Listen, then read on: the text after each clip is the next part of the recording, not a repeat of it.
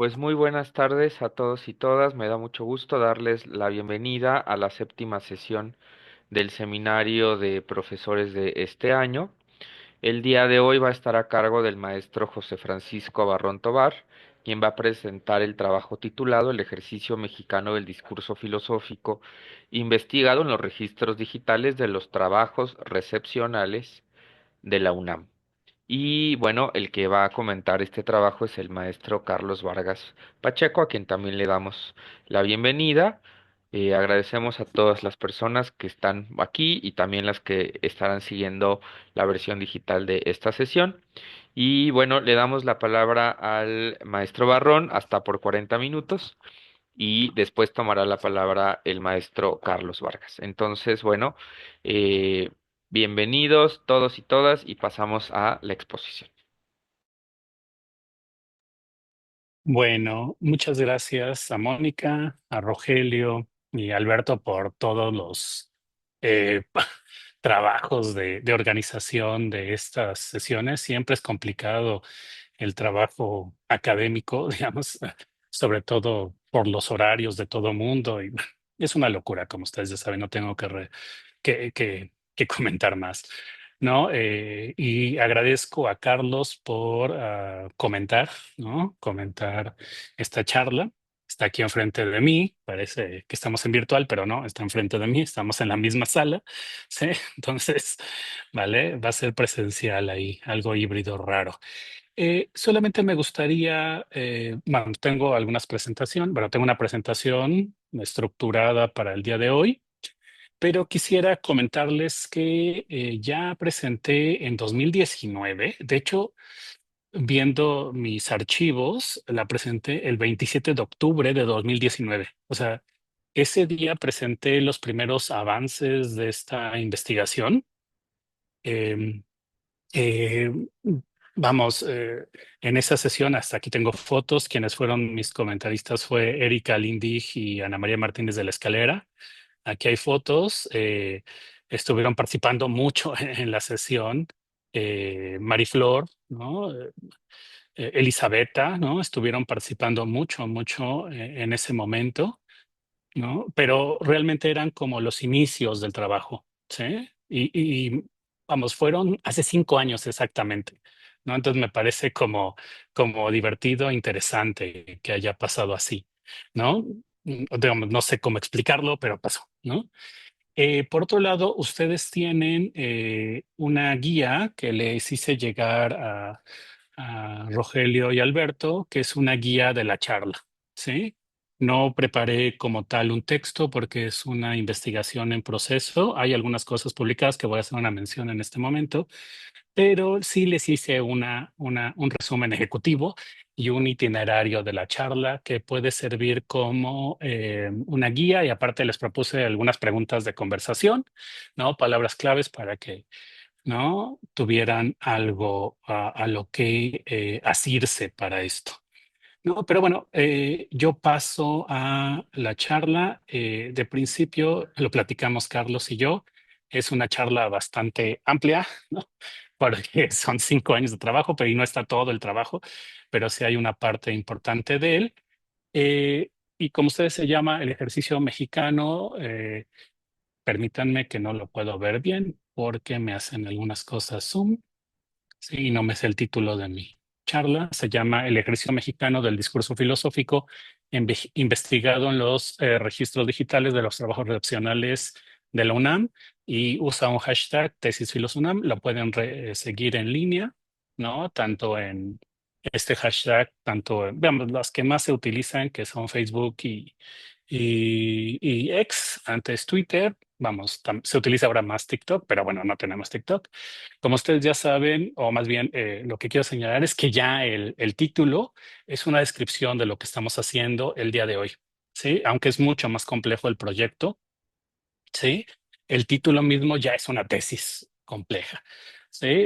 Vamos, voy a tratar de explicar un poco. La presentación tiene estos colores y todo esto porque vamos a tener una mesa el 14 de noviembre en Filo 100, tratando de presentar esto y ahondando en ese trabajo. Ahí son 2 horas. Aquí voy a tratar de condensar mucho de esa investigación.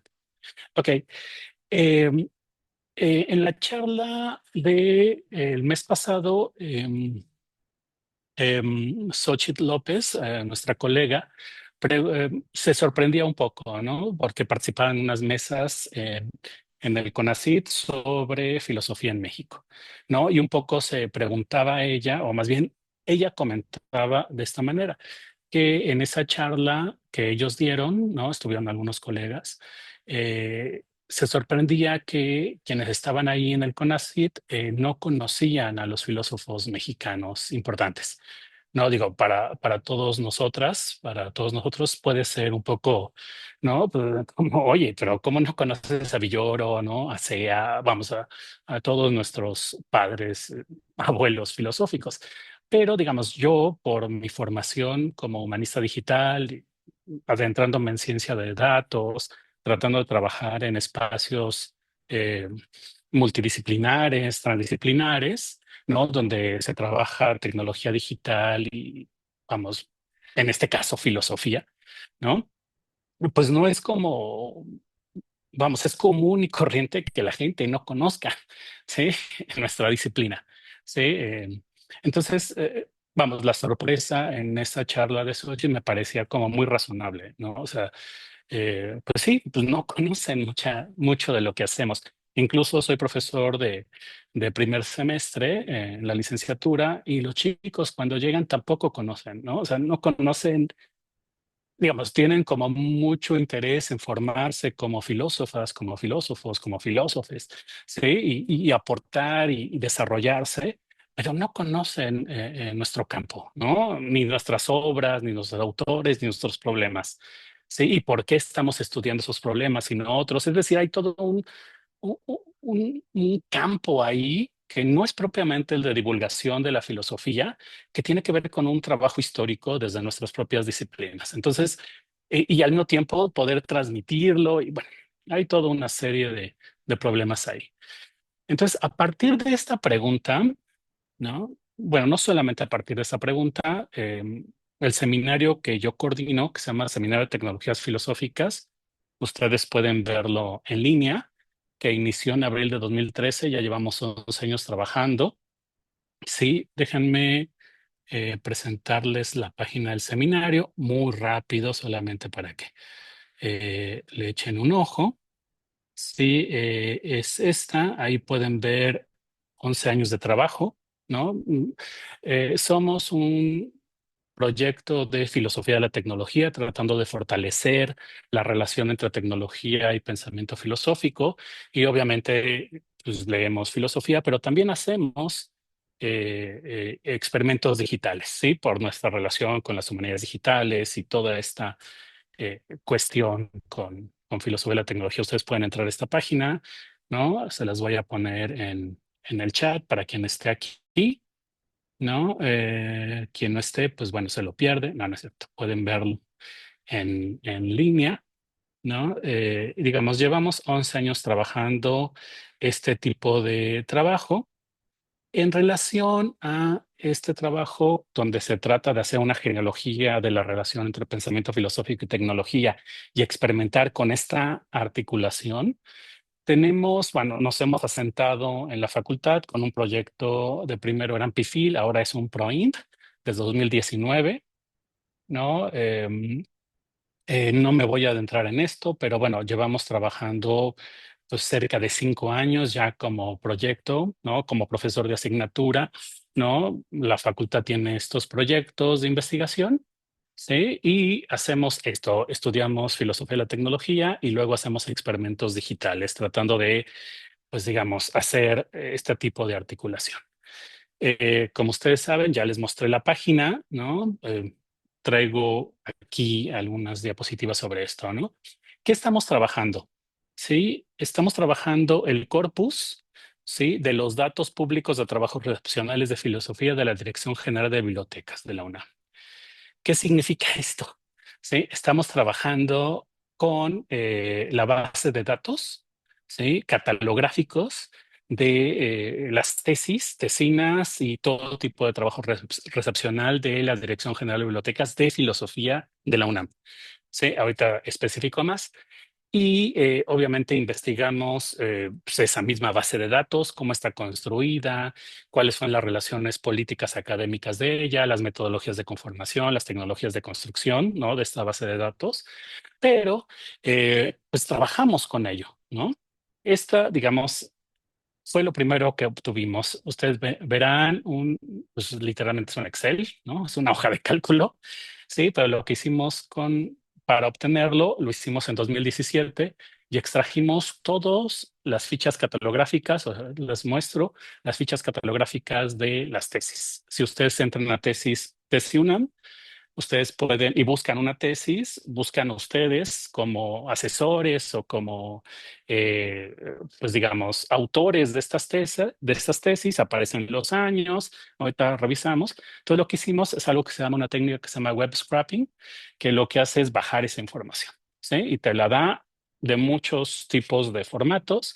Nosotros estamos utilizando un formato CSV, JSON y Excel, ¿vale?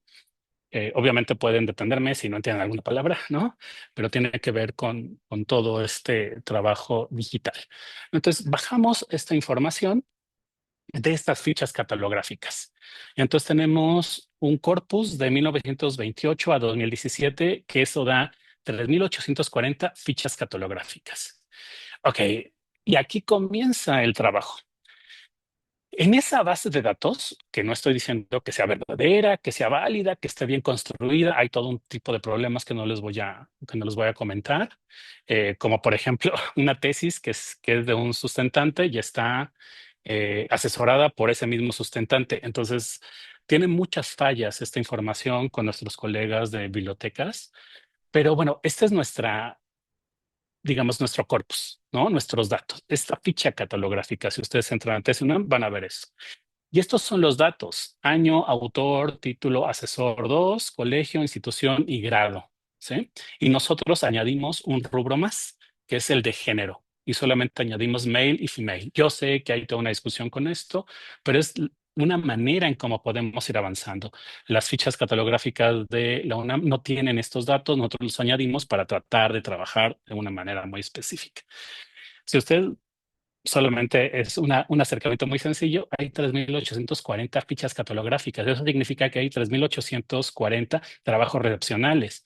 Esto significa que, de alguna manera, hay 3.840 personas que han adquirido un grado en filosofía en nuestra institución universitaria, ¿vale?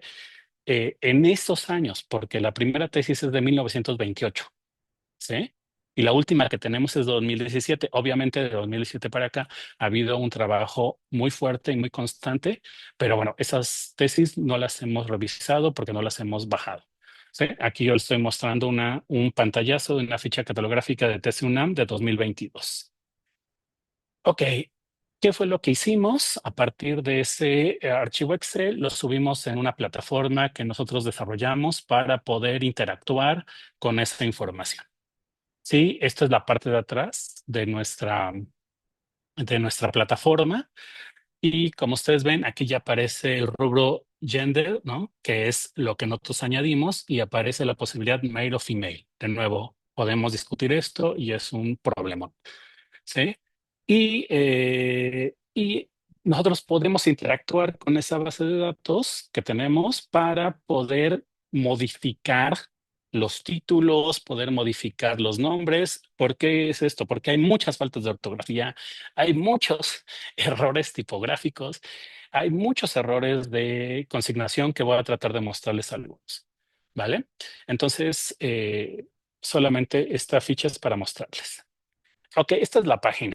¿Sí? Ustedes pueden entrar, aunque ahorita está caída por problemas de DGTIC, pero ustedes pueden ver, este es como el landing page, así se llama, la página de inicio, donde ustedes podrán ver este tipo de gráficos, pero vamos, estos gráficos están desarrollados académicamente, que voy a tratar de mostrarles cómo.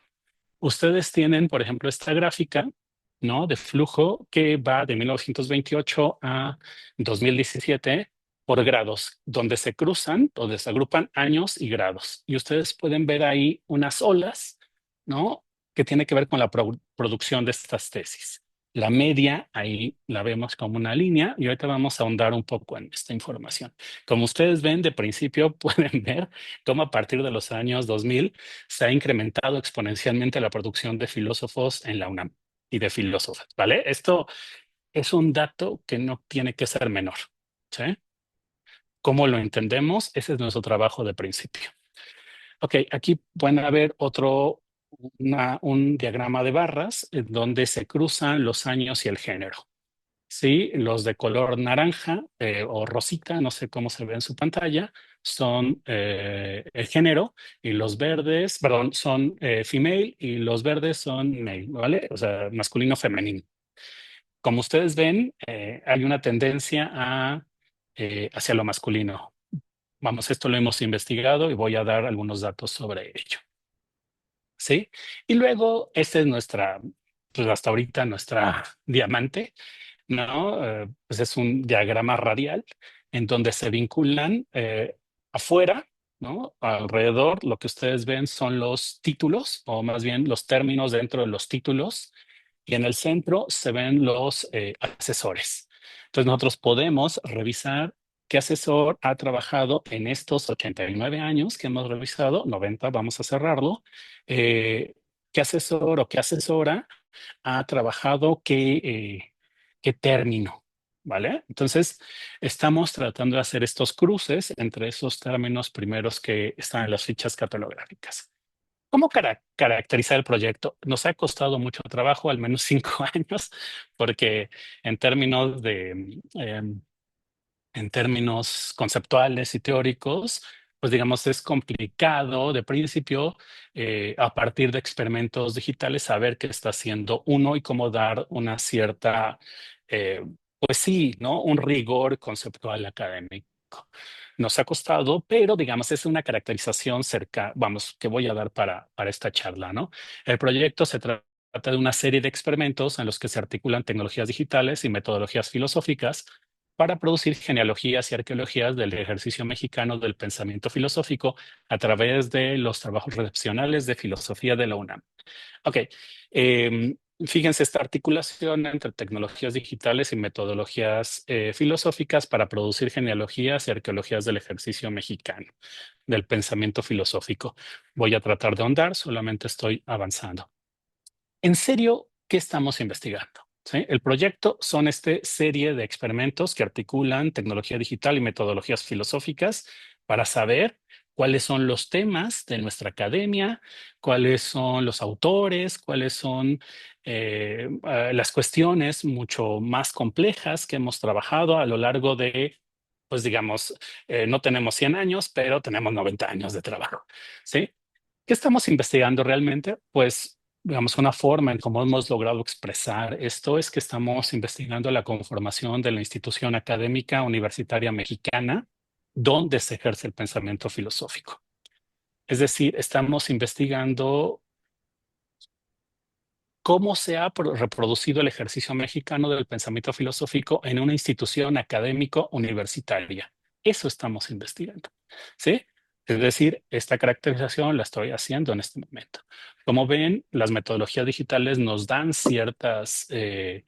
las tecnologías y las metodologías digitales nos dan ciertas capacidades de análisis, pero al mismo tiempo, vamos, nuestro rigor filosófico nos da otras. Entonces, lo que estamos investigando es cómo se ha reproducido el ejercicio mexicano del pensamiento filosófico en una institución académica universitaria que es la UNAM.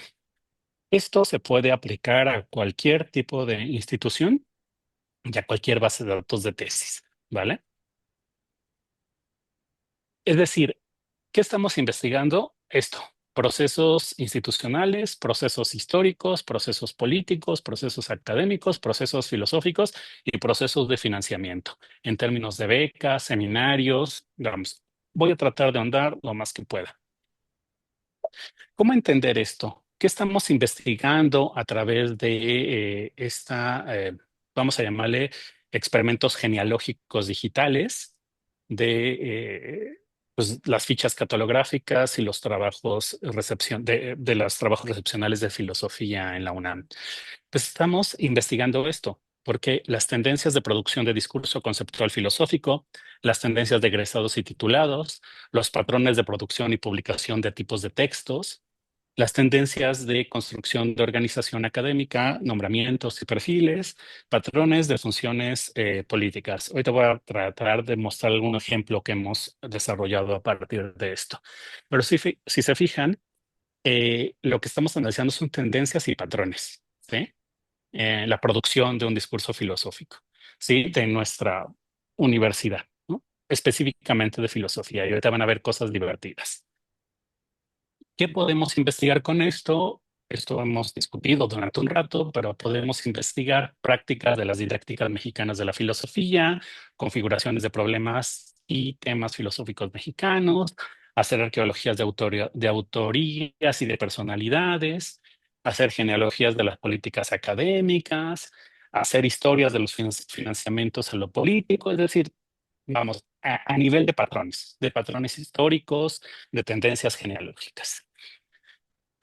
Una de las cosas que hemos intentado hacer es fundamentar lo que estamos haciendo.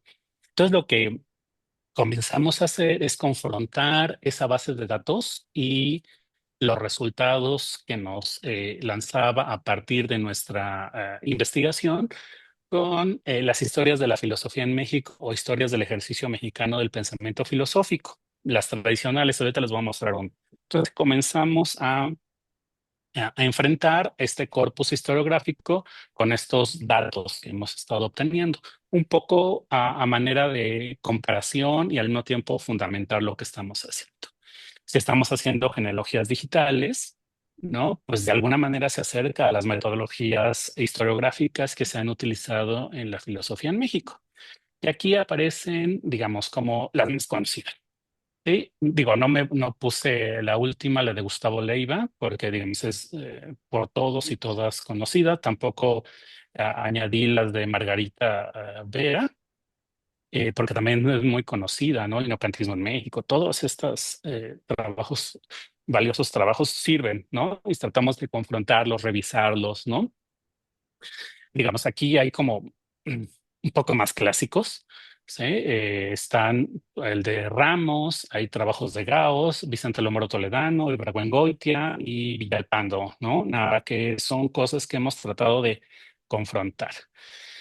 Eh, en en este corpus historiográfico, ¿qué tipo de metodologías han estado usando? Es algo que, digamos, como estamos utilizando metodologías digitales, vinculados a un trabajo filosófico, pues, nuestro principal intento es fortalecer esta parte metodológica para que nuestros resultados estén bien, ¿no? Fundamentados. En estas corpus historiográficos se han utilizado estas metodologías, ¿no? Historia de las ideas, teoría de los valores, teleología cristiana, marxismo, ideología y lucha de clases y historia intelectual recientemente, ¿no? Han intentado utilizar estas metodologías. Nosotros vamos por otro lado. ¿Qué se ha logrado en estas historias de la filosofía? Normalmente, si uno revisa las historias de la filosofía con esas metodologías, tenemos este tipo de cuestiones, ¿no? Relatos de grandes personajes realizando grandes discursos y grandes acciones en relación con instituciones estatales. Y al mismo tiempo, estos relatos es una reconstrucción discursiva de corrientes o escuelas que han ejercitado la filosofía en la institución universitaria. Estas historias de la filosofía, este corpus historiográfico, vamos, lo usamos como corpus, usando estas metodologías han obtenido este tipo de discursos. Nosotros no nos hemos preguntado si existen metodologías digitales para estudiar el ejercicio mexicano del pensamiento filosófico.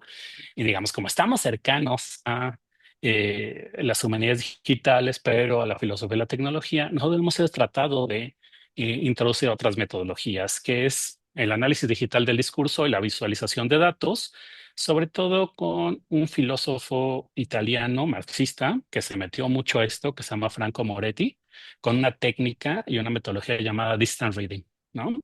Vamos, si quieren bibliografía o si lo conocen, es muy conocido él, ¿no? Y al mismo tiempo hemos estado experimentando con una versión de la genealogía y la arqueología Nietzsche-Foucaultiano de Leucianas y una versión de la historia de los problemas filosóficos de Walter Benjamin para tratar de fundamentar esto. Y una de las cosas que hemos obtenido es que, a ver, voy a enunciarlo así, voy a tratar de explicarlo de manera muy rápida, ¿no? Para entender el proyecto que estamos haciendo de genealogía digital, hay que asumir un carácter colectivo del ejercicio mexicano del pensamiento filosófico y que las obras y discursos se encuentran imbricados en sus condiciones de emergencia y ejercitamiento. ¿Por qué hemos llegado a esa conclusión? Si uno revisa estas, vamos, historias, este corpus historiográfico usando estas metodologías, eh, pues siempre, pues digamos, tienden a enfatizar ciertas líneas, ciertos autores, ¿no? Dejando de lado una gran parte del trabajo que aparece en las tesis. Es decir, se valora ese trabajo de investigación por grupos y ciertas líneas y se deja de lado la mayor cantidad de corpus de textos filosóficos universitarios, ¿sí? Que son las tesis. Sí, o sea, si uno se pone a reflexionar o a discutir, se puede discutir, obviamente. Nuestro mayor corpus de obras filosóficas son las Ujú. tesis, ¿sí? Pero tendríamos que asumirlas como eso, ¿no? Pero bueno, no me quiero meter en eso para a avanzar. Obviamente tenemos problemas de qué es un archivo, qué es una fuente, qué es un documento. Una ficha catalográfica puede ser un documento, puede ser un archivo, puede ser una fuente cómo tratar estos documentos. Normalmente, como les digo, estamos haciendo un análisis digital y una visualización de datos utilizando estos información de las fichas catalográficas, pero nuestro cometido es bajar todas las tesis, todas, al menos estos 100 años, y hacer un análisis, se llama minería de texto, para saber, por ejemplo, cosas importantes. Ejemplo, ¿cuál es el autor más citado por nosotros? ¿Sí? En la UNAM. Eso sería interesante, importante saberlo. O cuál es el libro más citado en las tesis. ¿Sí? Eso se podría hacer y se podría saber. ¿Sí? Vamos, voy a avanzar. Eh, Les digo que mucho de nuestro trabajo es fortalecer estas metodologías filosófico-digitales para fundamentar lo que hacemos. Y aparte, ¿qué tipo de metodologías serían? ¿No? Hasta el momento que se ha producido, aquí hay una serie de documentos, archivos, artículos que se han tratado de generar a partir de esta investigación. No son muchos, en verdad tratamos de avanzar poco a poco para fundamentar lo que estamos haciendo. Sí, vamos, buscamos que sea de lo, vamos, que en verdad, sí, digamos, sabemos que estamos experimentando con tecnología y tratando de introducirla al ejercicio filosófico en México, entonces eso tiene que ser riguroso y lento. Ok, vamos con algunos de los datos. Tengo tiempo, ¿no? Y para poder trabajarlo. Esta es una visualización de tendencias de producción de tesis, donde se puede ver que empieza a aumentar en los años 80 y se dispara al inicio del año 2000. ¿Sí? Si vemos, por ejemplo, 1941, tenemos cinco egresados. O sea, en 1941 egresaron cinco. Ok, ¿y esos cinco quiénes son? Obviamente sabemos por las tesis, pero digamos, a partir de eso podemos investigar cada año, cada tesis y entender esta tendencia. Digamos, ¿por qué a partir de los años 80 comienza el incremento de producción eh, de tesis de filosofía? ¿Y por qué a partir del año 2000 se incrementa exponencialmente? Nosotros tenemos tesis sobre eso, ¿vale? Pero quisiera señalar esto. Ok, nos metemos en los títulos de las tesis, pues que es lo que más hemos trabajado en este momento, y aquí podemos ver una visualización, una nube de palabras con las 10 palabras más usadas en esos títulos de las tesis. Y hay cosas divertidas. Por ejemplo, que la palabra que más aparece en los títulos de las tesis que hemos producido en 90 años es la palabra filosofía. Sí, es como un poco extraño. ¿Por qué? Porque en las tesis de ingeniería no viene la palabra ingeniería y las tesis de medicina no viene la palabra medicina, pero sí en nuestras tesis. Sí, la segunda que más aparece es pensamiento, la tercera es concepto, luego sigue ética, ¿no? Crítica, teoría, problema, política, ciencia y análisis. ¿Sale? Es un dato que podemos discutir, pero esas son las 10 palabras más usadas. Ok. Después, a partir de eso, demostrar algo sobre nuestra producción de discurso filosófico y de nuestro trabajo conceptual, ese es otro problema, ¿vale? De principio está esta tendencia. Ok, ¿cuáles son los autores que más aparecen en esos títulos? Ahí tienen Hegel, Nietzsche, Kant, Aristóteles, Platón, Heidegger, Marx y Foucault. Como ustedes ven, sí, son autores alemanes, dos griegos antiguos y un francés, ¿sí? Pero el que más aparece es Hegel, ¿sí? Es decir, si ustedes les preguntan, uno podría responder tendencialmente que el autor que más se ha trabajado en la facultad a partir de los títulos es Hegel.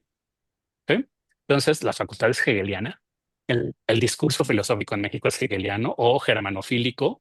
¿Sí? Foucault tiene 60, a diferencia de Hegel que tiene 106. Es decir, son lo que parece. Y esto tiene que ver también con nuestras formas, nuestras escuelas. ¿Sí? Quien es más tendente a una forma analítica no mete normalmente el autor dentro del título. ¿Sí? Vamos, esto vamos poco a poco. Ok, ¿qué hicimos para saber esto? ¿Sí? O sea, es decir, dicen, aparecen estos en los títulos de las tesis o de los trabajos recepcionales, estos autores y esta tendencia alemana, ¿sí? Griega alemana, aparece también en los programas. Pues sí, bajamos todos los programas de 2000, de 2024 uno y no, sí, 2024 2 y 2025 uno y revisamos cuáles son los autores que más aparecen en nuestros programas de estudio. Y para que vean, ¿no? Kant, Aristóteles, Platón, Heidegger, Nietzsche, Foucault, Hegel, ¿sí? Es decir, se mantienen, aunque bueno, cambian de posición, pero se mantienen los mismos. Ya aparece ahí Gauss, ¿no? Rovira aparece, Villoro ya aparece, nuestros colegas que trabajan más filosofía en México empiezan a aparecer allí, ¿no? Y aquí están los de 2025 uno y de nuevo Platón, Aristóteles, aparece Spinoza, como que hay mm, unos espinocianos ahí, ¿no? Trabajando, ¿no? Pero aparecen, ¿no? Son como nuestros autores, vamos a decirlo, de la institución. Ok, podemos hacer este tipo de cosas, ¿no? Que es una comparación por décadas. Ya se fijaron que hay, pues en la base de datos hay 90 años. Podemos cortar por décadas. Aquí tenemos una comparación entre las décadas de los 40 y la década de los 90. En la década de los 40, o sea, de 1940 a 1949, hay 37 tesis. Y en la década de los 90, de 1990 a 1999, hay 583 tesis. Y podemos comparar en estas visualizaciones sencillas, en nubes de palabras y nodos, o sea, redes de nodos, eh, la diferencia en 50 años de cómo cambió, si es que cambia, podemos discutirlo, analizarlo, los autores, los temas. Por ejemplo, en los 40 les importaba mucho el problema de México, ¿sí? El eclecticismo, digamos, quien conoce un poco la historia de la filosofía en México sabe que hay ahí todo un tipo de trabajo, ¿no? De los autores en ese momento. Y no sé si podrían apagar el micrófono. Hay un micrófono ahí abierto y me desconcentro. Sí, gracias. Y, por ejemplo, ya en los 90 aparecen otros temas.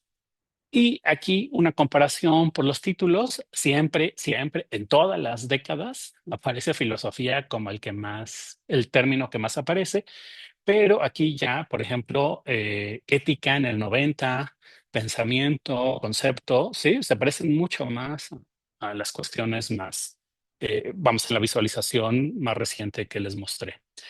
Aquí están los autores que trabajaban en 1940, aparecen en los títulos de las tesis y en 1990. Ok, ¿qué podemos hacer? Podemos hacer muchas cosas con esa base de datos. Por ejemplo, aquí hay una comparativa de cuál de los dos profesores españoles de filosofía, de cuál de los dos profesores de filosofía, españoles de filosofía, se han hecho más tesis en el Colegio de Filosofía y pues se han hecho más sobre Nicole, ¿sí? 24 a 7 de Gauss, las fechas, los grados, Sí, por ejemplo, para Nicola hay más grados, más tesis de grado de doctorado, para Gauss de grado de maestría.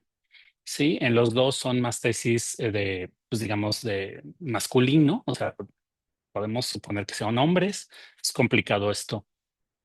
Sí, y vean, aparecen ciertos procesos históricos que ha vivido la Facultad de la UNAM en esta base de datos. Entre 1990 y 2000 sucedió una caída fuerte en la producción de tesis que se superó después de 5 años. Ahí se ve en la tendencia en la gráfica. Y si uno se pregunta qué pasó en el 99 y el 2000, pues la huelga. ¿Sí? O sea, es decir, hubo una caída estrepitosa de esta tendencia. Sí, y le costó a la UNAM, bueno, a la facultad, superar esa caída en 5 años. Ok, esto siempre a mí me deja asombrado. Esta es una comparativa. Si cortamos la base de datos de esos 90 años en dos, ¿sí? Y en la primera ponemos 51 años y en la otra 37 años, ponemos como año de separación 1980. Eh, es decir, en 51 años, la UNAM y las instituciones vinculadas a ella en filosofía hicieron 269 tesis. Y en los últimos 37 años produjeron 3.570 tesis. ¿Qué significa eso? O sea, que en los últimos 37 años se produjeron 93% del total de egresados, graduados en filosofía dentro de UNAM. ¿Esto qué significa? ¿Sí? ¿Cómo podemos entenderlo? Si tenemos este dato, tenemos esta tendencia, ¿cómo podemos entenderlo? ¿Sí? Eso es lo que estamos trabajando. Es decir, en los últimos 37 años tenemos casi la totalidad de egresados en filosofía. ¿Cómo entenderlo? ¿Sí? Ok, podemos hacer una comparación de female y male, ¿no? La diferencia entre masculino y femenino dentro de la base de datos de tesis en estos 90 años es del 20,08%. ¿Sí? Es decir, hay dos terceras partes más que de mujer. ¿Sí? Mm, Vamos, voy a avanzar muy rápido y podemos hacer esta misma separación de una tendencia entre la diferencia total de las tesis y lo que podemos ver es que de 1980 a 2017 sí hubo una reducción de la brecha de producción de female y male en las tesis de trabajo. Es decir, hay más femeninas. Vamos, vamos, para no decir mujeres, pues complicado, ¿no? Hay una reducción radical, es decir, hay más tesis hechas por masculinos de 1928 a 1939. ¿Sí? Esto podemos evaluarlo, podemos discutirlo a muchos niveles. ¿Sí? No me voy a meter en esto, falta poco tiempo, es comparación entre los términos claves de las tesis de femeninas y masculinas. ¿Sí? Solamente quiero recalcar que a las tesis de autoras femeninas, la ética les parece mucho más interesante, mientras que los autores masculinos, el término concepto aparece más. Y aparte también los autores. Podemos hacer una distinción entre autores. Por ejemplo, los masculinos les importa o aparecen más el término Hegel, mientras que en las autoras femeninas aparece más Nietzsche o Aristóteles. ¿Sí? Hay ahí, vamos, uno tendría que investigar por qué, ¿no? O sea, es obra del azar, es una cuestión de género, tiene que ver con a los profesores, a las profesoras que son sus asesores, tiene que ver con líneas de investigación, hay toda una cuestión aquí. Ok, no me voy a meter en esto. Podemos trabajar eh, eh, digamos, por instancias de la UNAM. Aquí están las de la FES Acatlán. Podemos, digamos, la FES Acatlán es mucho más joven que la facultad, ¿no? Es del 81 y hasta el 2017 habían hecho 224 tesis. También es un incremento exponencial que es a partir de los años 80. Se pueden hacer a partir de esta instancia de la UNAM, que es la FES Acatlán, donde se da la licenciatura en filosofía. Obviamente todos van a ser de licenciatura porque no hay posgrados ahí. ¿Sí? También una diferencia, ¿no? Una diferenciación en cuanto a género, también en cuanto a los títulos, ¿no? Y, por ejemplo, el tema que ustedes están trabajando. Yo trabajo tecnología y técnica. En la base de datos solamente hay 61 tesis, vamos, de esas 3.840. Eso da 1.59% del total. O sea, para mi desgracia, no es uno de los temas más importantes de, de nuestra facultad, pero bueno, o sea, o de la UNAM, ¿no? Del interés de los filósofos en la UNAM, aunque como ustedes ven, hay un creciente interés por estos temas, ¿sí? Aquí nos vamos a meter en problemas, no voy a ahondar, me falta poco tiempo de los 40 minutos que me concedió Rogelio. ¿No? Hay casos como Osvaldo Robles, que ustedes conocen.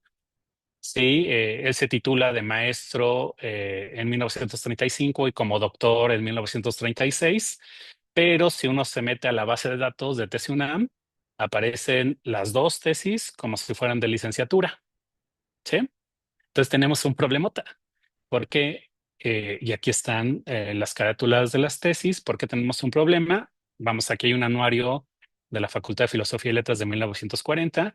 Si ustedes se fijan, en estos datos no hay licenciatura en filosofía porque creo que en el 33 desapareció la licenciatura y se vuelve a poner hasta hasta los 60. Entonces, en esos 30 años no hubo licenciatura, pero en la base de datos de tesis aparece como que es de licenciatura. ¿Sí? Y, por ejemplo, aquí hay un texto de Ezequiela Chávez de 1927, en donde también los grados aparece agregado, no aparece licenciado.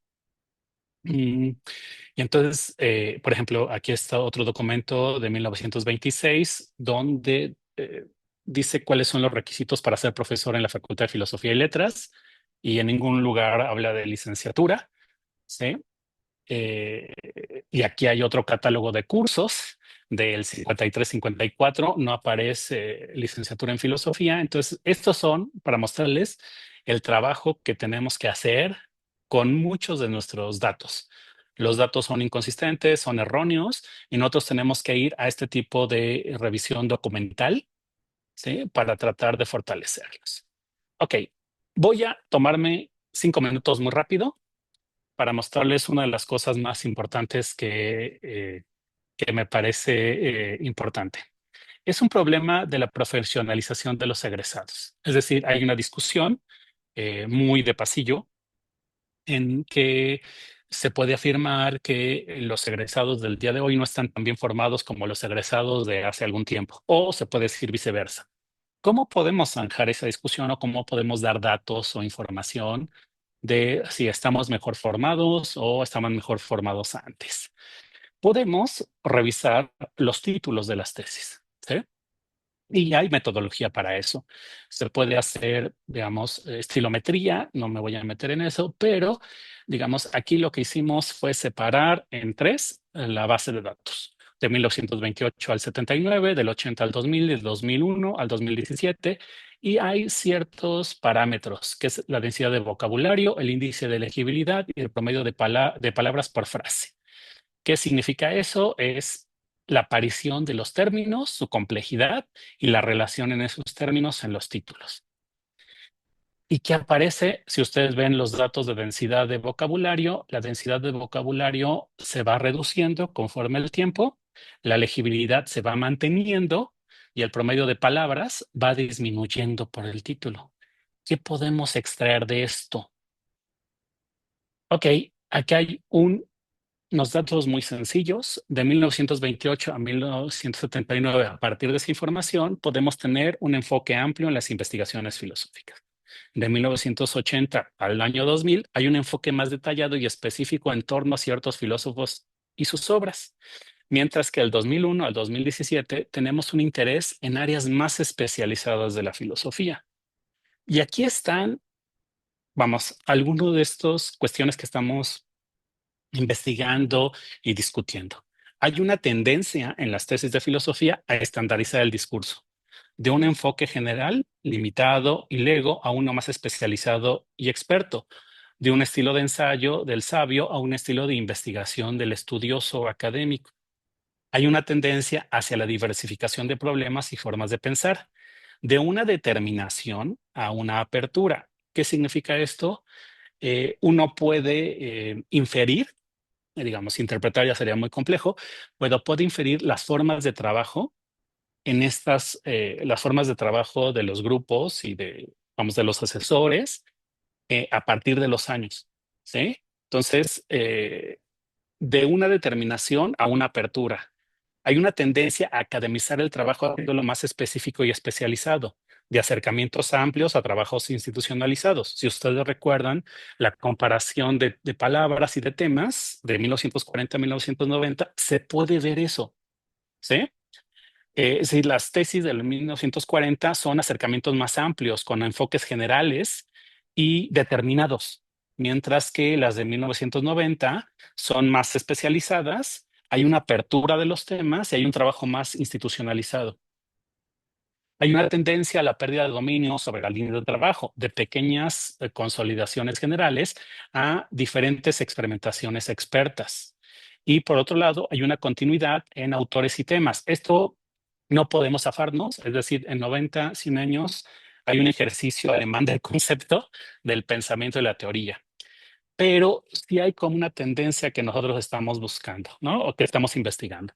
¿Qué estamos haciendo en este momento? Estamos buscando robustecer y escalar el proyecto. ¿Con qué? Con más información, con búsqueda bibliográfica, con fortalecer nuestra investigación, buscando archivos, buscando referencias, ¿no? Tratando de confrontar todo esto, ¿vale? Entonces, yo me quedo acá, ¿sí? Me tardé 5 minutitos más. Perdón, Rogelio. No hay ningún problema. Muchas gracias al maestro Barrón por su interesante exposición. Bueno, yo supongo que ya hay varias preguntas que van surgiendo, pero antes de pasar a la discusión plenaria, pues vamos a escuchar con mucha atención los comentarios del maestro Carlos Vargas, a quien le damos también la bienvenida. Adelante, Carlos, te escuchamos.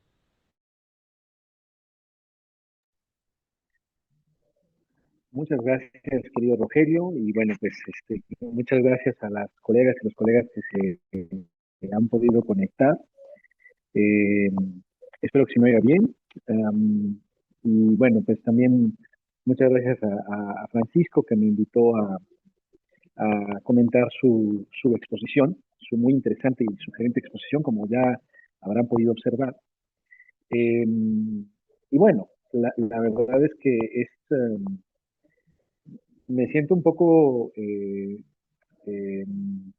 digámoslo así, con ventajas, porque por otro lado también me siento afortunado de que es un trabajo que Francisco ha dialogado mucho conmigo. Yo respeto muchísimo el trabajo que ha desarrollado y, eh, permítanme llamarlas así, metodologías filosóficas. Francisco ciertamente ha logrado una, digamos, incorporación de un quehacer en donde se ha sumergido en archivos, se ha recuperado una memoria histórica que no siempre tenemos presente en el desarrollo del ejercicio filosófico profesionalmente, salvo que uno se especialice en determinados campos. Y en ese sentido, bueno, la verdad es que veo que hay un primer gran mérito en el trabajo de Francisco y todo el equipo que le ha acompañado a lo largo de estos 11 años de su seminario, que es precisamente el de adentrarse y, como él ha dicho reiteradamente en la exposición, experimentar otra manera de llevar a cabo el quehacer filosófico, de manera profesional, digamos, ¿no? Será interesante, ya veremos en el futuro, cuando con metodologías digitales, ahora el propio Seminario de Tecnologías lo analicen a la luz de estas herramientas que ahora mismo están implementando y que han venido, digamos, incorporando, innovando, ¿no? Cabría decirlo así, desde hace 11 años, ¿no? Por ese lado, mi máximo reconocimiento a Francisco y a su equipo de trabajo, varios de los cuales conozco bien y por supuesto con quienes comulgo en muchas cosas, respeto ampliamente y desde luego pues les agradezco también que me susciten tantas inquietudes y preguntas sobre lo que hacen, ¿no? Eh, Bueno, una cosa que es interesante también es que si se fijaron un poco, Francisco ha logrado una especie como de convergencia entre lo que podríamos llamar una otra manera de hacer filosofía en México, ¿sí? Con precisamente filosofía de la tecnología y muy señaladamente lo que ha denominado él herramientas digitales. Además de ello, lo que ha hecho Francisco es justamente incorporar como un marco teórico filosófico estrictamente en la manera del proceder nietzscheana, Foucaultiana y deleuziana, ¿no? Señaladamente en lo que denomina él una genealogía que ahora, de hecho, por lo que vimos, ¿no? Y esa, por cierto, ya de una vez la dejo apuntada, querido Francisco, es una pregunta. Ahora hacen arqueología también de la producción discursiva, ¿no? Si la pregunta en concreto sería, ¿qué es lo que ha hecho que cambien de una genealogía a una arqueología, ¿no? Y desde luego que sería muy útil, si es factible, comprender un poco mejor cómo la interpretas tú desde Foucault, desde Deleuze y desde Nietzsche, para que quizá nos quede un poco más claro la manera en la cual estás implementando la ahora arqueología y en su primera etapa la genealogía de la producción del discurso filosófico, ¿no? Um, Hay una cosa que me llama la atención, lo hemos dialogado muchas veces, Francisco y yo, eh, que tiene que ver precisamente con lo que él denominaba la sociedad de los datos, ¿no? Por un lado, reconozco ampliamente, lo he hecho varias veces con él, el ejercicio de rescatar, digamos, de las bases de datos que tenemos a disponibilidad en la UNAM, eh, pues los títulos de las tesis, los asesores, etcétera, a pesar de que en realidad están bastante descuidados, efectivamente, como ya nos lo ha mostrado, de pronto hay fichas bibliográficas en donde confunden al asesorado con el asesor, replican al asesor, no coincide adecuadamente el título de la modalidad de titulación con la que de hecho presentó el egresado, es decir, a veces, por ejemplo, estos son casos que yo mismo tuve ocasión de revisar cuando tuve ocasión de estar en la coordinación del Colegio de Filosofía. Hay gente que al cargar su trabajo recepcional en la Biblioteca Central, por ejemplo, y por lo tanto incorporarlo en la base de tesis UNAM, eh, había ocasiones en las que el egresado se estaba titulando con un informe académico por actividad profesional, pero lo registraba como tesis. Entonces, claro, aparece en la base de datos como si fuera una tesis. Y bueno, esto obviamente nos dispara otros tipos de datos, ¿no? Pero la sociedad de los datos evidentemente dificulta, me parece, eh, tener suficiente claridad y absoluta certeza en relación con las tendencias y los procesos. Me parece que esa es una limitante de la metodología que no obstante, no invalida el propio ejercicio metodológico que está impulsando Francisco. Es decir, me parece que es muy claro, por ejemplo, las fechas que nos ofrece el rango tan amplio de 90 años de producción filosófica a través de las tesis, ciertamente nos ilustra con una tendencia, una gama de tendencias de cómo se ha venido desarrollando el quehacer filosófico profesionalmente en México. Pero también es verdad que el dato es siempre a partir de lo que de hecho podemos revisar con base en la numeralia, en el dato duro, digamos, de las fichas que quedaron registradas y asentadas. De los 3.840 individuos o individuas, personas pues que obtuvieron grados, ¿sí? Por ejemplo, ahí hay una cosa que habría que esclarecer, me parece. De esos 3.840, ese número, 3.840, se refiere a quienes, a registros de tesis de licenciatura, de maestría y de posgrado. Esto quiere decir que bien podría ser que una misma persona esté repitiendo datos. O sea, alguien pudo obtener la licenciatura, la maestría y el doctorado y ser parte de ese número. De tal suerte que el número es un tanto opaco en ese sentido, que cosas que, como el propio Francisco decía, eh, probablemente un poco más adelante se puede limpiar, digamos, en ese sentido, ¿no? Y naturalmente que esto, el número que nos ha dado y nos ha mostrado muy bien, 3.840, no implicaría que se está realmente abordando la totalidad de individuos que han cursado estudios profesionales en filosofía. Porque como se suele decir entre los estadistas, ¿no? Perdón, no estadistas, los estadisticólogos, ¿no? Siempre hay un dato negro, oscuro, que se nos escapa a lo que está registrado. Es decir, es probable que haya una cantidad mayor, quizá incluso que la duplique, de gente que no se tituló y que no obstante cursó estudios de licenciatura y muy probablemente incluso esté ejerciendo profesionalmente, por ejemplo, la docencia, sin algún tipo de titulación o subsanó con otra titulación para poder resolver eso en términos laborales. Eh, y ejerce filosóficamente. No tenemos muchos datos acerca de qué hacen esas personas, evidentemente, ¿no? Entonces, digamos que la revisión que nos ha mostrado Francisco, y esto es muy interesante, se agota y se ciñe estrictamente, en efecto, a la producción de trabajos recepcionales.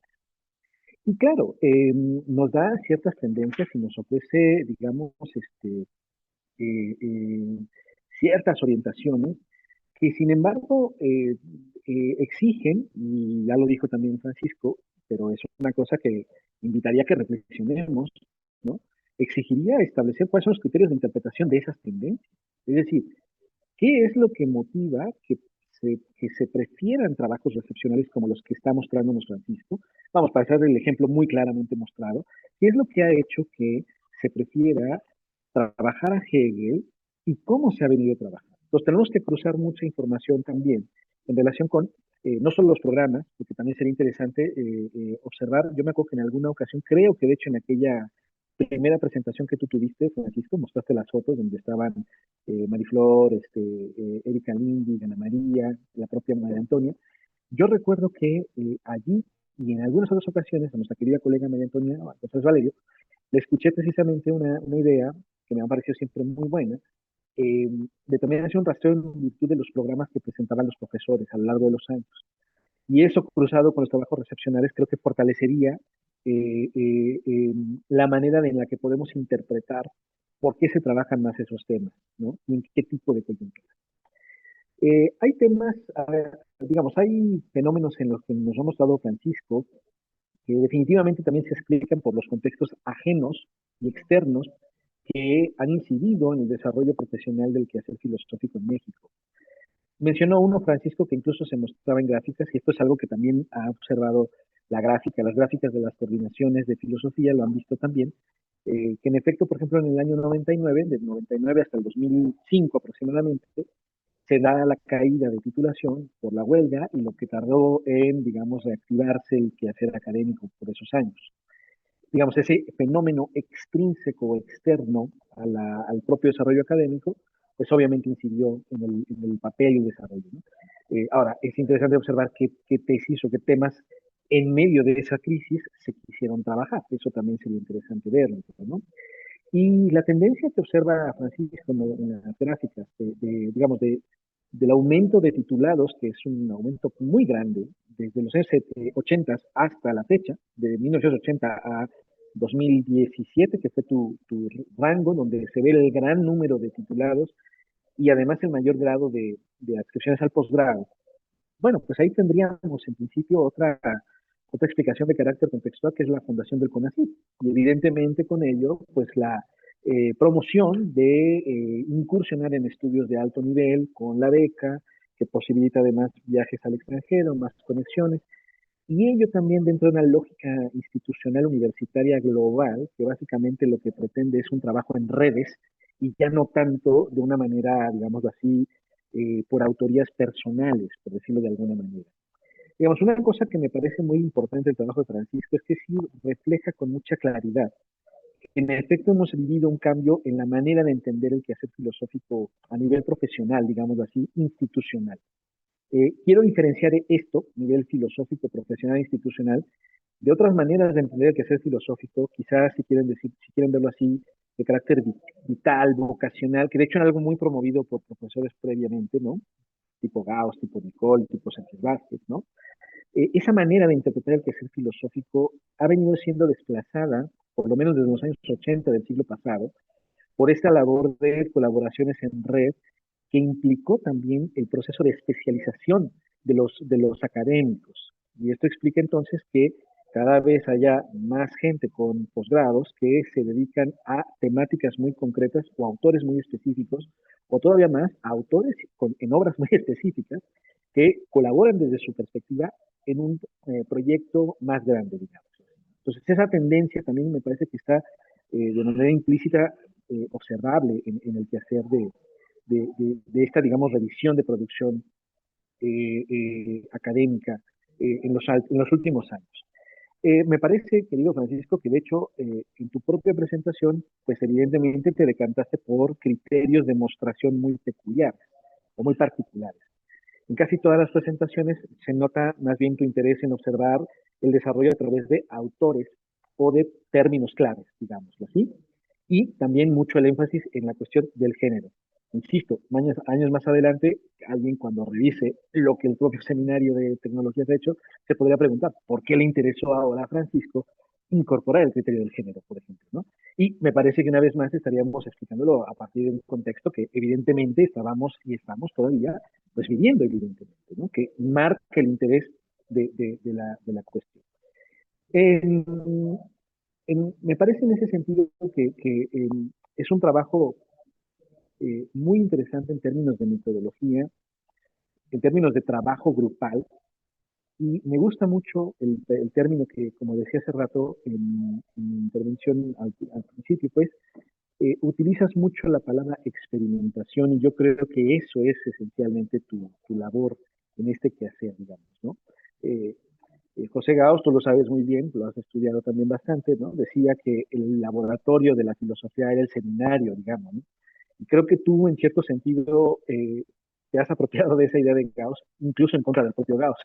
Es decir, sí, se experimenta en seminario, pero ahora con otros materiales, digamos, ¿no? Con otros recursos, con otras estrategias que en gran medida van suscitando, digamos, la conducción hacia el comprender tendencias y hacia el comprender prácticas del quehacer filosófico a nivel profesional. Creo que en ese sentido, la labor que está presentando Francisco es una herramienta muy interesante, muy sugerente, muy útil, pero claro, al final, digamos, la interpretación, y tenía mucha razón Francisco, repito, en decir que era difícil hablar de esto, la interpretación de los datos es lo que siempre va a resultar problemático, ¿no?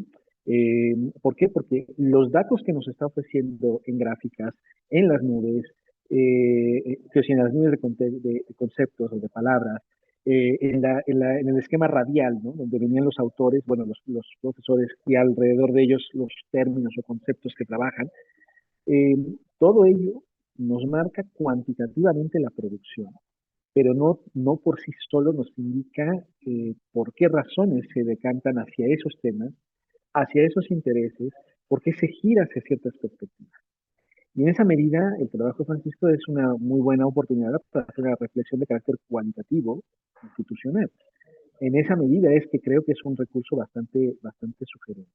Claro, siempre será una tentación, voy a caer en ella, preguntarle al autor de todo este proyecto eh, qué consideraciones reflexivas en términos cualitativos considera que explican esos giros, que explican estas tendencias, que explican estos intereses. Me quedo un poco en la duda, quizá es por el tiempo y porque ya no cabía tanta información que seguro que has trabajado, pero me queda un poco en el tintero que el papel del Instituto de Investigaciones Filosóficas y el trabajo que ellos han hecho. Algo dijiste de pasada, que fue que, bueno, la corriente de la filosofía analítica, si entendí bien, tiende a titular sus tesis no por vía de autores, sino por vía de temas o de tesis, o bueno, es decir, de enunciados de tesis o de afirmaciones, cosas por el estilo, ¿no? Pero me llamó la atención que en la lista de textos, de tesis, por ejemplo, casi no aparecieran autores tales como Wittgenstein, por ejemplo, como Kripke, como Russell, que podrían haber sido relevantes para ese sector del quehacer filosófico. Y no sé si eso tal vez tenga que ver con la manera en la que se depuraron los datos o si definitivamente no había. Pero bueno, sería interesante también observar ese papel y esa pertinencia, porque ello también nos permitiría evaluar de una manera, digamos, historiográfica o arqueológica, me imagino, pues justamente cuál ha sido la incidencia en mi proceso de formación universitaria que el Instituto de Investigaciones Filosóficas ha tenido en el Colegio de Filosofía o en general en la formación profesional de la filosofía en la UNAM, ¿no? Eh, pues bueno, yo creo que estos son como los puntos que me gustaría, bueno, que quería enfatizar a propósito de la presentación de nuestro querido Francisco. Y si me lo permiten, me sería también partidario de que más bien pues dialoguemos entre todas y todos y ojalá que puedas, Francisco, aclararme un poquito más de estas cositas que te he preguntado. Pues por mi parte sería todo. Gracias, querido Rogelio, Alberto, por ahí a la distancia y queridas y queridos colegas. Muchas gracias. Bueno, pues antes de abrir a preguntas, vamos a permitir al maestro Barrón contestar algunas de las preguntas o comentarios que le han expresado hace unos minutos el maestro Carlos Vargas y después pues está abierto el micrófono o el chat para sus posibles comentarios. Adelante. Muchas gracias, Carlos. En verdad son muchos temas, lo hemos discutido, ¿no? O sea, eres alguien con quien hemos discutido estas cuestiones a muchos niveles. Eh, eh, Digo, no voy a caer en la provocación de lo de Gauss, no, no es cierto. Este, sí, o sea, hay mucho trabajo en el seminario de este tipo de investigar las formas de trabajo de nuestros colegas antes y el día de hoy, ¿sí? O sea, vamos, como señalaba, estamos investigando la conformación de la institución, del ejercicio del pensamiento filosófico en México, ¿no? Del ejercicio mexicano del pensamiento filosófico, para no usar filosofía en México, filosofía mexicana, si no nos metemos en otro problema. Sí, sino este ejercicio mexicano del pensamiento filosófico en sus espacios institucionales, con sus diferentes instancias, sus diferentes formas de trabajo, sus diferentes incidencias, como vamos, instituciones externas, pues el CONACYT mismo, que es, digamos, es la respuesta obvia que hemos encontrado ahí a partir de los años 80, ¿no? El incremento, solamente para poner un poco más en relación a eso, ¿no? Hay como un discurso corriente, tópico, ¿no? De que la filosofía en México desaparece o que está en peligro. Y cuando tú ves las gráficas de producción de tesistas, pues vamos incrementándonos, ¿no? O sea, eh, ¿qué significa? El Estado, o sea, ¿quién paga eso? ¿No? O sea, obviamente tiene que ser el Estado. Pero entonces el Estado no nos da suficiente dinero para producir más filósofos y luego hacer un seguimiento de esos mismos filósofos, filósofas, filósofes, ¿no? ¿Dónde están trabajando? ¿Qué están haciendo? ¿No? O sea, en verdad, todo esto lo hemos estado buscando rastrear y buscando darle algún sentido. Sí, porque tenemos esas tendencias, como tú sabes, y este es uno de los problemas y por eso hemos estado como pasando de metodologías cualitativas a pues nuestras metodologías, ¿no? Filosóficas, técnicas que son muy rigurosas también. ¿Cómo podemos mezclarlas, no? Y ahí el punto es, ok, tienes estas tendencias y luego tienes que interpretarlas, ¿no? O sea, puedes inferir algo. Voy a mostrar dos para mostrarte que no lo tengo, ¿no? O sea, que no los presenté. Déjenme ver si aparece. Siempre me hace algunas cosas Zoom. Me voy a tratar de apurar. Eh, a ver si me da esto. No, me está dando el otro. Tantito. Es que abrí otras dos visualizaciones que tengo pensado para tratar de responderle a Carlos y a explicar más cosas. A ver si ahora sí. ¿Qué es esto? Esta es una visualización de las tesis sobre educación eh, con artículo 3 del artículo 3 constitucional y los años en que hubo, digamos, las últimas, vamos a decirlo, 3, 4 modificaciones al artículo, ¿no? Constitucional. Las líneas rojas muestran las reformas al artículo 3, el del 92, el de 2000, ¿no? El de 2000, ¿vale? Y de de alguna manera hay un vínculo, se muestra aquí, entre la modificación del artículo 3 y el aumento en la producción de tesis, que tiene como tema la educación, procesos didácticos. Obviamente aquí está el inicio también de MADEMS, ¿no? O sea, pero digamos, a partir de esas visualizaciones uno puede ver la tendencia, ¿sí? La cantidad de tesis ha aumentado más cercano a nosotros en relación con esas modificaciones, esas reformas al artículo 3 constitucional, que es un poco este aspecto genealógico, vamos a decirlo, ¿no? Que que señalabas y que también está en lo que mostré, entre cómo impactan procesos políticos, educativos, de gobierno en relación con lo que hacemos, ¿vale? Voy a dejar de presentar. Sí, Carlos, perdón. Sobre este punto, nada más brevemente. Claro, lo que pasa es que justo ahora mismo estabas diciéndolo, ¿no? Como, por ejemplo, el surgimiento de Madens es como algo que explicaría ese interés o las reformas del artículo, ¿no? O sea, a lo que me refiero es precisamente que el dato y la estadística misma requiere de ese proceso de interpretación exterior, digamos, que está alrededor de la interpretación del dato. O sea, si alguien viera solo la gráfica sin la explicación que nos estás dando, difícilmente podríamos inferir. Claro, una cosa que me parece muy interesante es que en todo caso sería como un gancho sugerente, ¿no? O sea, ¿por qué razones tuvo ese incremento? ¿No? Es una especie como de incitación a buscar el contexto para dar una interpretación. O Sí, tienes toda la razón. Porque hemos tratado de adelantarnos o avanzar de manera paulatina y con cuidado, con una rigurosidad académica. Vamos, voy a mostrar otra visualización en relación al tema de violencia, ¿sí? Es decir, digamos, el término violencia, ¿eh? No que sea una tesis que trabaje sobre violencia, solamente aparece el término violencia en el título. Si te fijas, igual la tendencia es un aumento a partir del año 2000 exponencial, ¿sí? O sea, exponencial son tres, pero digamos de una a tres sí es bastante el incremento. Entonces hay un interés. Vale, sí. El problema que señalas es cierto y hemos tratado de avanzar de manera rigurosa, vamos a decirlo así. Cuando uno trabaja análisis digitales de texto, pues uno se mete en metodologías ¿no? Cuantitativas y uno puede hacer inferencias. O sea, es decir, tienes un número y a partir de ese número, de esas tendencias, haces ciertas inferencias, ¿vale? Pero sí, digamos, nuestra metodología clásica en las historias de la filosofía, vamos, que mostré y que todos conocemos, de la filosofía en México, la filosofía mexicana, son casi todas interpretaciones, ¿sí? Pero a partir de esa metodología interpretativa se obtienen ciertos resultados, que casi siempre son narraciones de personas, autores, ¿no? Tendencias. Pero ahí se deja de lado, en términos cuantitativos, la mayor parte de nuestra producción de discurso, que son las tesis.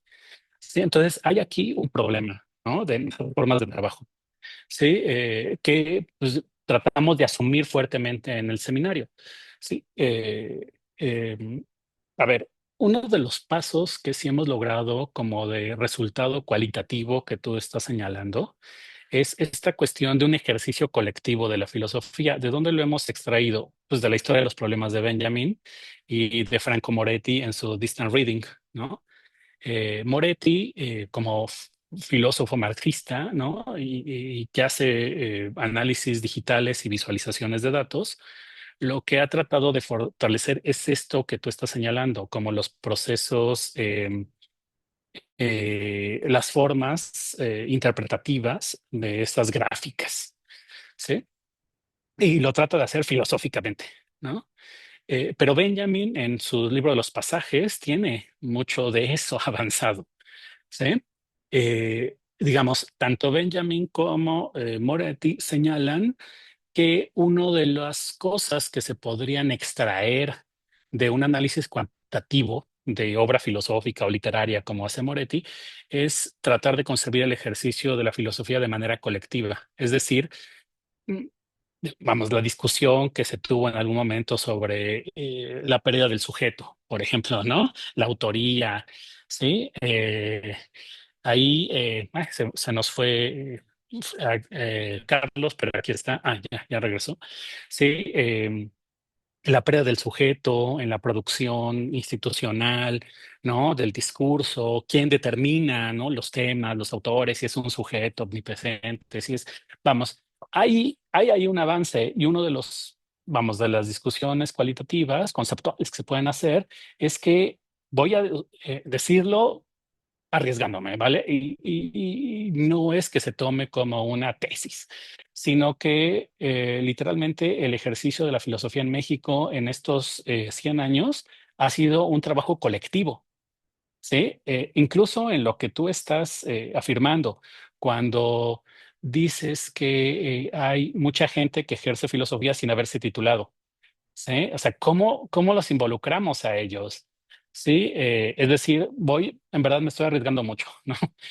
No tenemos una obra al estilo de Hegel o no tenemos una obra al estilo de Marx. Digamos, podemos pelearnos si tal texto o tal otro de nuestros profesores o nosotros mismos puede llegar a ese nivel. Pero, digamos, no sé, vamos, hay muchos colegas que hacen trabajo muy, muy importante, pero no tenemos este tipo de obras auráticas, vamos a llamarles de alguna manera. ¿Por qué? De alguna manera, porque nuestro trabajo ha sido colectivo, ¿sí? Nuestro trabajo es colectivo, ¿sí?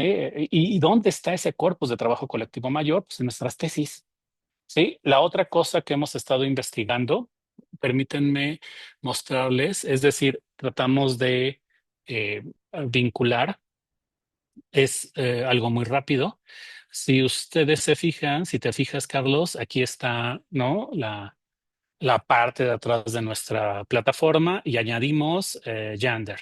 Pero nosotros podemos añadir lo que queramos, ¿sí? O sea, es decir, ¿quién es David Aguilar Fulladosa?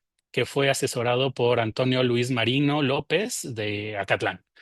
Podemos añadir aquí, en estos rubros, donde ha trabajado, si ha producido artículos, vincular sus artículos con esto, ir a hacer un seguimiento, no solamente laboral, ¿no? O sea, conceptual, ¿no? Filosófico, de sus funciones. Eh, Vamos, déjenme mostrarles otra cosa que hemos estado tratando de rastrear. Ay, muy rápido. ¿Dónde estás? Eh, no te veo. Aquí está. Una de las cosas que más hemos encontrado, ¿no? Haciendo este rastreo genealógico, arqueológico, no me voy a meter porque es esta distinción, pero es que, eh, eh, digamos, la autoría de textos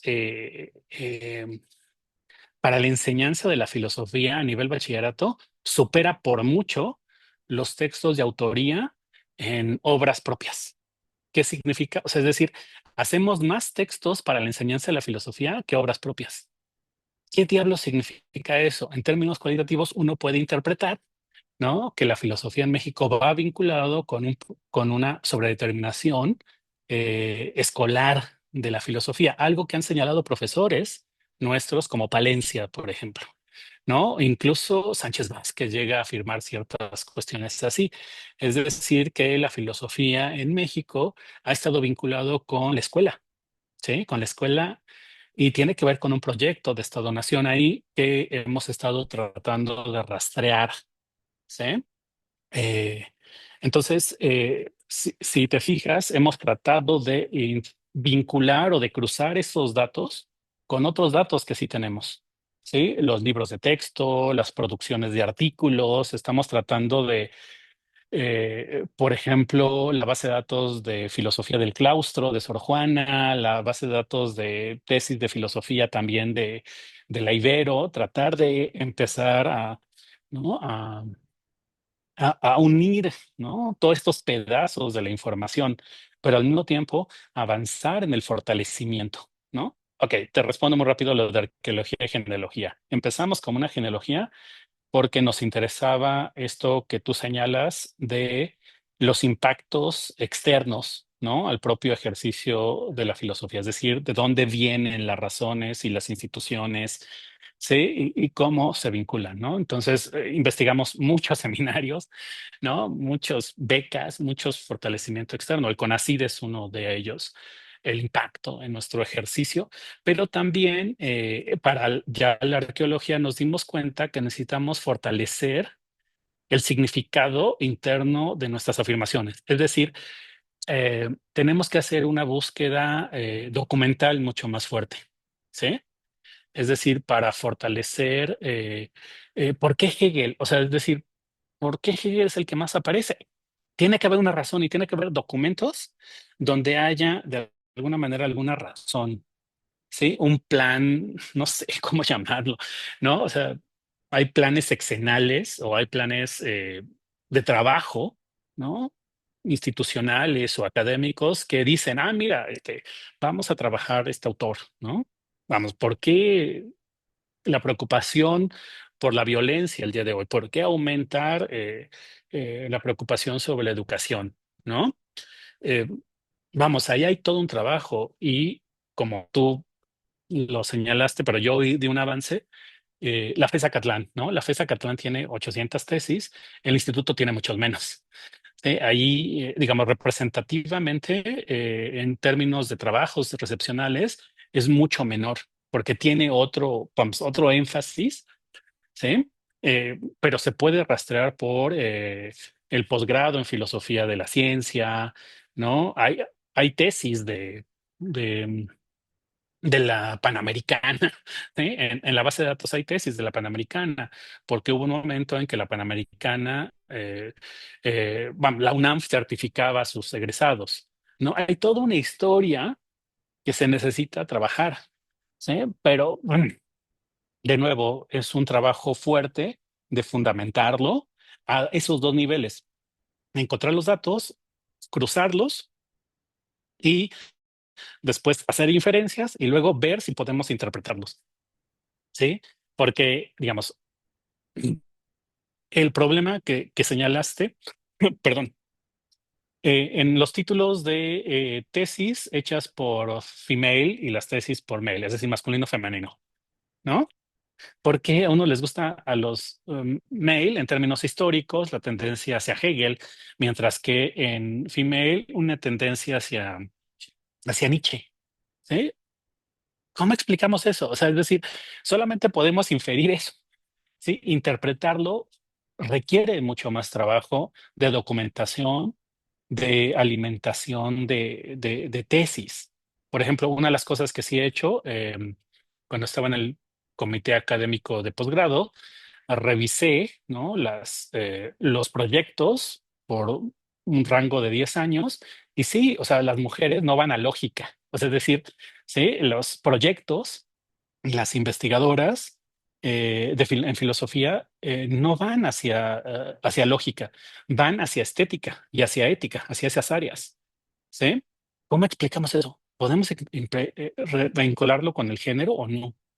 Digamos, hay mucha información que se tiene que cruzar en los proyectos, en los datos, ¿sí? Hay mucho, mucho trabajo ahí, ¿no? Para tratar de entendernos, porque, digamos, desde mi punto de vista, nos quedamos en lugares comunes, en tópicos. ¿Sí? Ah, la facultad es marxista, o la facultad, vamos, para usar afirmaciones que en otro momento se hizo, o desaparece la filosofía, o ¿sí? Hay mucho de este tipo de afirmaciones que no hay datos para sustentarlo. ¿Sí? Entonces, vamos, tener esos datos para sustentar una afirmación, ya sea una inferencia, una interpretación, pues es un poco el trabajo que hemos estado haciendo. ¿Vale? Gracias, Carlos.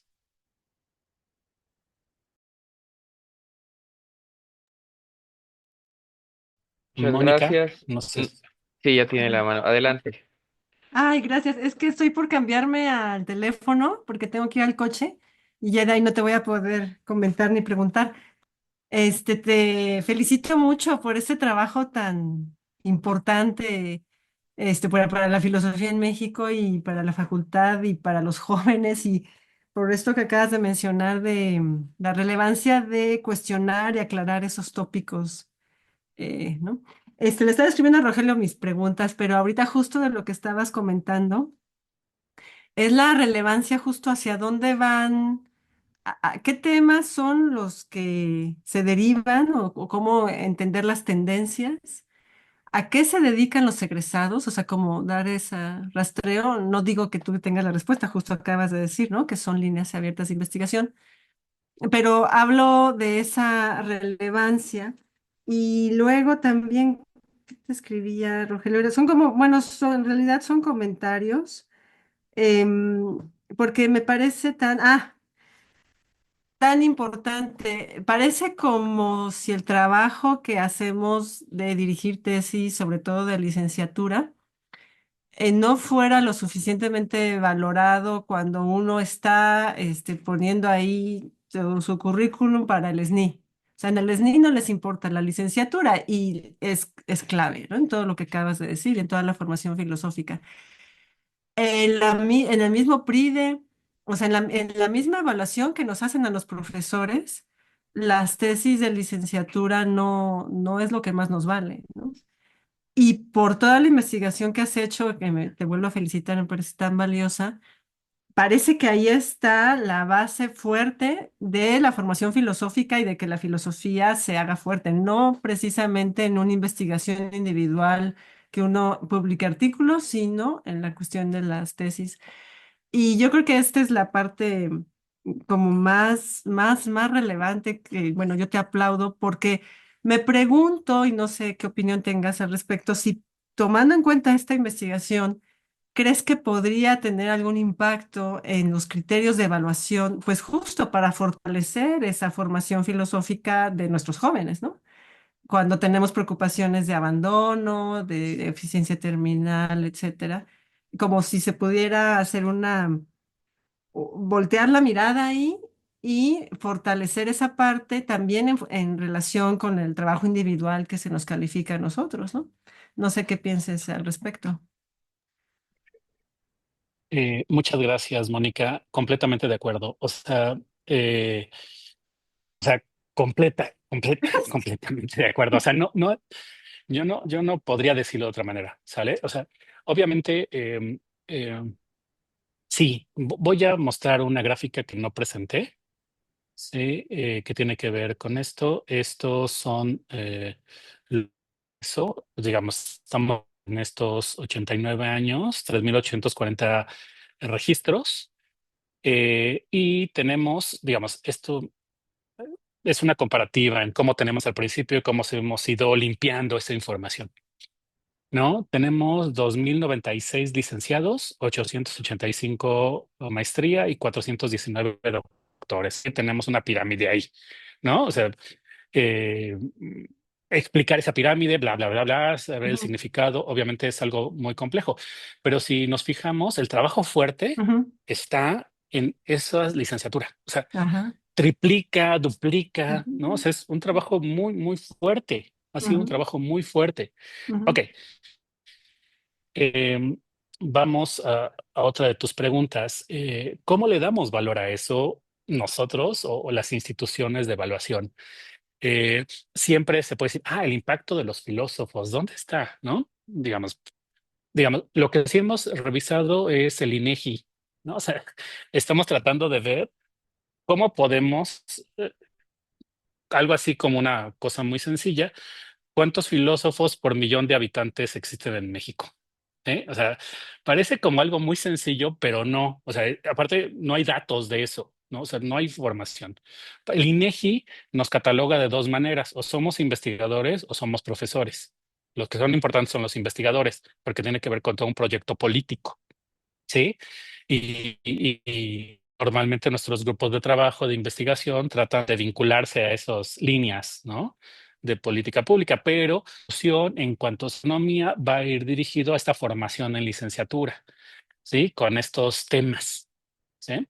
Eh, entonces, nuestro trabajo también va por ahí, ¿no? O sea, cómo mostrar todos esos que se han diversificado y que se han fortalecido, ¿sí? Que no son ni investigadores nuestros egresados, ujú, ni profesores de bachillerato. ujú, ¿Dónde están? ujú, ¿Sí? Entonces, es otra forma de rastrearlos a partir de los tópicos y de los temas, ujú, ¿sí?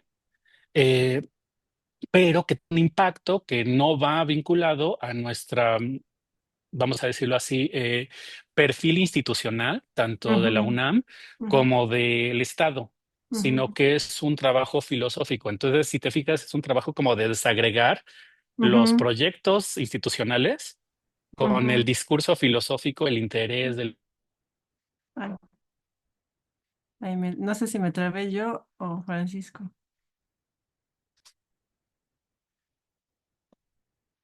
¿Es Francisco quien se trabó, Sí, pienso Rogelio? que Francisco, Mónica. sí, se ha de haber ido el internet tantito en la facultad. Ah, no, sí, se desconectó. Ay, mira. Bueno, Es vamos que a bueno, dar, ahorita ya ya, acabé de comer. Ah, ya ya está, está ya. de regreso, sí. Ujú. Ya, Bueno, perdón, yo los escuchaba y los veía, pero no, yo lo que les decía es que hay como que desagregar, ujú, ¿no? El trabajo ujú, filosófico del proyecto, del mercado laboral sí, y del proyecto estatal, sí, ¿sí? Para hacer diferentes, pero vamos, todo este trabajo tiene que ser como muy delicado, muy muy riguroso fino, sí. Sí, te y felicito filosófico mucho en ese por sentido. esto y ya con esto ya dejo la palabra para alguien más, porque es que justo ahí veo la libertad, ¿no? Porque es que todo está tan dirigido a yo no puedo investigar sobre esto otro porque en el SNI esto no lo valen, porque los temas son estos y no puedes hacer una cosa que no tiene impacto o que no se puede medir. Entonces, ahí ofreces una libertad tan importante al profesorado, a los alumnos y bueno, se robustece la filosofía de una manera que no sea solo en los planes, bueno, que favorecen a las políticas que están indicando ahí los programas, ¿no?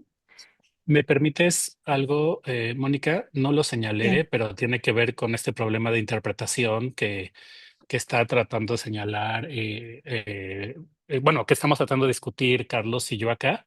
Si te fijas, aquí uno de los temas más trabajados es ciencia, ¿sí? O sea, lo sabemos todos dónde viene. O Ujú, sea, claro. normalmente las humanidades en el proyecto de Estado-Nación mexicano vinculado al PRI, pero también el día de hoy, Ujú, quedamos subsumidos en ciencia y tecnología. Es decir, ajá, entonces aquí se ve un reflejo de eso. ¿Cuál? ujú, El problema de la política de la ciencia, ¿vale? De la crítica de la ajá, ciencia. Pero al mismo ujú, tiempo, lo que vemos es que cuestiones más conceptuales propias nuestras, como pensamiento, concepto, ética o crítica, ujú, son mayores que ciencia, ¿sí? ujú, ujú, Entonces hay este tratar de responder a estos proyectos institucionales y estatales, pero al mismo tiempo tenemos la palabra que utilizaste, es esa libertad, ¿no? ujú, Filosófica. Entonces, esas, vamos, pero se necesita mucho para tratar de claro. justificar eso. Ujú. Gracias por la Te pregunta. felicito mucho. Me voy a pasar el teléfono, pero te felicito mucho. Muchas Gracias. gracias. Muchas gracias. No sé si alguien quiera continuar con una pregunta o comentario de quienes están presentes. Yo aprovecho para preguntarle a Barrón si piensa que esto tiene consecuencias justamente para escribir una nueva historia de la filosofía. O sea, no tanto como para preguntarnos, ¿no? ¿A quién se lee más? O sino si nos ayuda como a llenar huecos, porque luego no sabemos cómo interpretar realmente las etapas de la historia de la filosofía. Entonces quisiera preguntarte eso en lo que alguien más piensa su pregunta. Muchas gracias, Rogelio. Sí, es una discusión mayor también esto, ¿no? O sea, es una discusión mayor. Trataba yo de esbozar la cuestión ahí. Normalmente las metodologías de nuestras historias de la filosofía están fundamentadas en ciertas tendencias, ¿no? Pero al mismo tiempo todas, la mayoría son interpretativas, ¿no? Y como tú sabes, ¿no? Te dedicas también a esa área de la filosofía de la, perdón, historia de la filosofía. Hay muchos huecos, ¿no? Porque se necesitan muchos documentos, mucha información. Lo que hemos eh, tratado de avanzar acá, ¿no? Para no meternos en una discusión mayor sobre esto, son experimentos genealógicos, ¿no? Digitales, ¿no? Es decir, permiten a partir de un caso muy específico tener documentos y poder mm, fortalecer esos huecos, ¿no? Si uno lee Nietzsche, la genealogía de la historia, al principio de Foucault, dice que el trabajo genealógico es a partir de esas singularidades ir encontrando documentos en cualquier lugar, ¿no? Para poder hacer una afirmación, ¿no? Que con otro tipo de metodologías como más vinculadas al historicismo o al marxismo mismo no puede uno contestar, ¿sí? Pero, digamos, lo que uno sacrifica acá es la posibilidad de ser una historia mexicana de la filosofía, ¿no? Con todas las tendencias de, sí, vamos, te pongo un dato muy sencillo para ver cómo funciona, ¿no? El caso de los neocantianos mexicanos. Sí, o sea, eh, Larroyo, Rodríguez, Bueno, sí, ellos. si uno revisa las historias de la filosofía, desaparecieron. O sea, de la filosofía en México o mexicanas desaparecieron. Hay ahí unos artículos, hay unas reconfiguraciones, pero ¿por qué? Porque normalmente su ejercicio de la filosofía no estaba vinculado a la institución académica, sino a la educación, ¿sí? Y a la institución educativa vinculada a la SEP. Y todo su trabajo se asume como que si fuera de pedagogía. Y entonces no entran en las historias de la filosofía mexicana porque no pertenece a una línea, ¿sí? Entonces, pero nosotros tenemos muchos documentos y tenemos muchas cosas que podemos reconstruir esto, ¿sí? Entonces, yo sé que hay colegas que están tratando para tratar de llenar estos huecos, de fortalecer una historia de la filosofía en México, están utilizando la historia intelectual, ¿sí? Que es una tendencia mucho más reciente, ¿vale? Es una posibilidad, pero el problema con la genealogía es que tú no puedes hacer una historia. O sea, puede haber datos que pueden servir para estas historias monumentales o, vamos, no anticuarias, incluso críticas, pero la genealogía tiene otro cometido, ¿sí? Tiene otro cometido que incluso Mónica lo encuentra, también Carlos, ¿no? Esta vinculación con instituciones externas, con fortalecimiento del ejercicio discursivo, ¿sí? Va por otro lado y que se complementa. Esa es un poco la idea, ¿sí, Rogelio?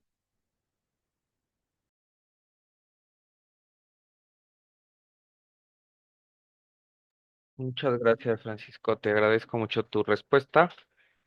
Bueno, ya lo seguiremos dialogando en otro momento porque hay muchos temas interesantes, ¿no? Que hasta uno mismo como tutor a veces se pregunta de qué temas más he trabajado, ¿no? O si se pudiera hacer como una especie de rutas y eso también ayuda para conocer el propio trabajo que a veces ya se nos desdibuja porque ya ni me acuerdo cuántas tesis he sido sinodal o cuántas tesis he participado, pero a la hora de ir juntando todos estas rutas, pues también se van definiendo como también grupos de trabajo y de lectura que aunque sean a lo mejor no oficiales, ¿no? No declarados como tal, pero resulta que tenemos un diálogo con ciertos grupos, ¿no? Bueno, si quieres agregar algo sobre Permíteme. esto. Sí, permíteme, Rogelio. Es que en eso tienes razón. Por ejemplo, nosotros tenemos como una ficha bibliográfica de presentación en ponencia, ¿no? Y tú pones ahí como tus intereses conceptuales en relación con los trabajos que has hecho, ¿no? Personales, ¿sí? Como académico, como académica. Pero las tesis te marcan otra ruta completamente distinta y entonces uno sabe mucho de otras cosas que no son lo que uno supone que es tu propio interés, ¿sí? Entonces, sí, esto permite eso también, ¿no? Permite hacerte esa ruta, ¿no? Que de pronto pues es donde más has trabajado casualmente, por muchas razones, ¿no? O sea, tienes ese espacio, ¿no? Mm, ¿Vale? O sea, que no dependen incluso de financiamientos, ¿no? Hay ahí como una cuestión interesante. Sí, Muchas gracias. Bueno, pregunto si hay alguna otra comentario o pregunta de quienes están presentes, de Carlos, si quiere agregar algo, y dejaríamos al final al maestro Barrón. Entonces, bueno, entonces pasaríamos con el maestro Barrón para que si quiere ofrecer una reflexión final a modo de conclusión, para que, bueno, vayamos cerrando nuestra sesión. Pues no me queda más que agradecer, ¿no? A quienes están aquí, ¿no? A Carlos el comentario, a Rogelio y Alberto por organizarlo, ¿no? Vamos, no hay ningún problema, ¿no? Le dije, ¿no? Acá, muchas gracias por todo esto, en verdad. Esto va a seguir, bueno, voy a intentar seguir trabajando esto. Son 5 años y, vamos, los frutos de un trabajo de investigación de este tipo son muy lentos. ¿Vale? Muchas gracias. Bueno, pues muchísimas gracias al maestro Barrón y al maestro Vargas por su participación en esta séptima sesión del seminario. A nombre de mío y de Alberto Bastard, que hoy estuvo con problemas de conexión, pues agradecemos mucho su presencia y nos vemos en la siguiente sesión en noviembre, que va a ser la octava y última de este año, donde va a estar la doctora Mónica Gómez Salazar con el comentario de Xenia Rueda. Entonces, bueno, para que no se lo pierdan y lo anoten, pronto mandaremos esta información. Y bueno, vamos por esta ocasión, vamos a mandar el enlace durante unos días, va a estar disponible el video de esta sesión para quienes no pudieron estar, le puedan hacer llegar a Francisco sus comentarios o preguntas. Y bueno, pues nos vemos la próxima semana, ¿sí? Bueno, el próximo mes, más bien. Cuídense mucho. Buena tarde a todos y Muchas todas. gracias, gracias, adiós. Hasta Hasta luego. luego.